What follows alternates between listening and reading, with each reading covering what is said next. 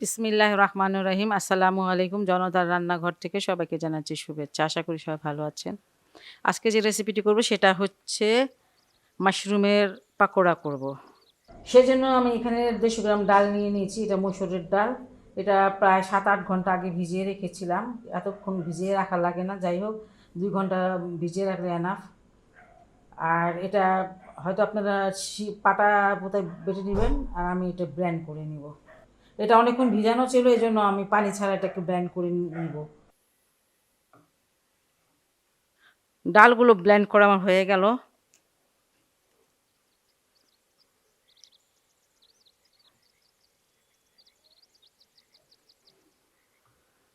এখানে আমি 2টা পেঁয়াজ কেটে নিয়েছি। পেঁয়াজগুলো ছোটই ছিল।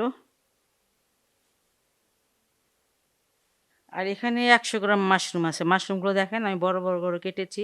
পাকোড়া করব এই জন্য বড় বড় করে কেটেছি। আর বড় বড় করে কাটলেই ভালো লাগে।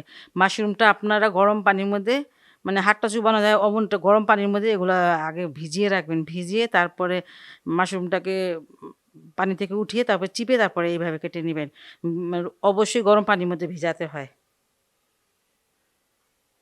আমি তেমন কোনো মশলা দিব না, কারণ মাশরুমের যে ফ্লেভারটা খুব ভালো লাগে আমার কাছে, চিংড়ি মাছের মতন হয়।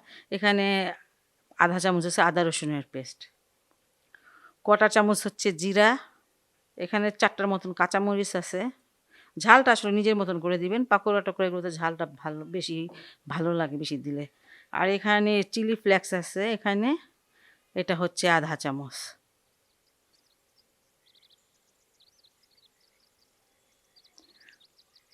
লবণটা স্বাদ মতন দিলাম। ধনিয়া পাতা আমি দিব না, কারণ ধনিয়া পাতা দিলে পরে মাশরুমের যে ঘ্রাণটা সেটা চলে যায় আমার কাছে মনে হয়। আপনারা যদি পছন্দ করেন তাহলে অবশ্যই দিবেন।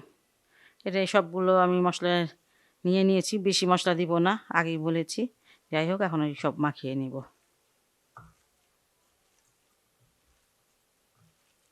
আচ্ছা, আমি হলুদের গুঁড়াটা দিই নাই, আপনারা দিলে দিতে পারেন, দিলে কালারটা ভালো দেখা যায় আর কি। আর এমনিতে হলুদটা ভালো শরীরের জন্য। যাই হোক, এই যেটা আমার মাখানো হয়ে গেল, আমি এটা মাখিয়ে নিয়েছি সুন্দরভাবে। এটা এখন সরিয়ে রাখছি। পাকোড়াগুলো আমি ভাজতে চলে আসলাম। কিছুটা তেল দিয়েছি কড়াইতে, আর তেলটা একটু বেশ ভালো ফুটন্ত তেলের মধ্যে দিতে হবে।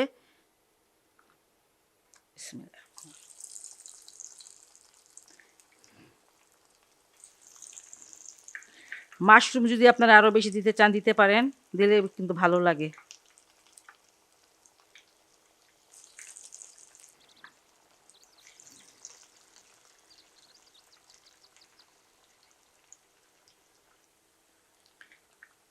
আমি এই সাইডটা প্রায় 3 মিনিটের মতো ভেজে নিয়েছি, এখন উল্টিয়ে দিব।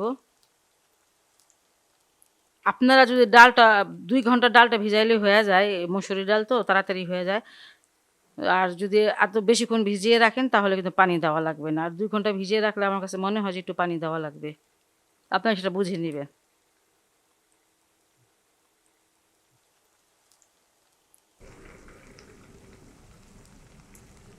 এই পাকোড়াগুলো ভাজা হয়ে গেল, এটা আমি এখন নামিয়ে নিব।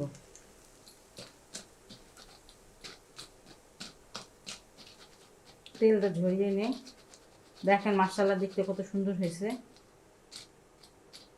খুব সহজ একটি রেসিপি। আর এটা মাশরুমটা খুব একটা হেলদি একটা জিনিস। যাই হোক, আপনারা এটা বাসায় অবশ্যই ট্রাই করবেন যদি ভালো লাগে আর কি। সবাই ভালো থাকুন, সুস্থ থাকুন, নিরাপদে থাকুন, এই দোয়া করি। আল্লাহ হাফেজ।